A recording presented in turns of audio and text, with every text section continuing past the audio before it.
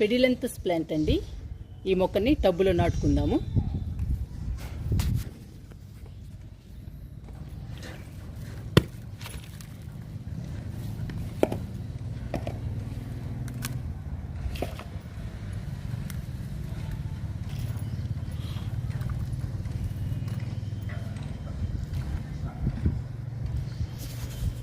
ఈ ప్లాంట్ని కొమ్మలు నాటానండి.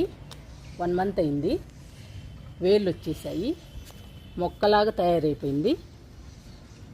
అందుకని టబ్బులో నాటుతున్నాను.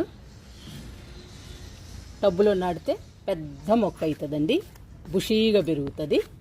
చాలా బాగుంటుందండి ఈ మొక్క. చాలా గ్రీన్గా, చాలా పచ్చగా, చాలా బాగుంటుందండి.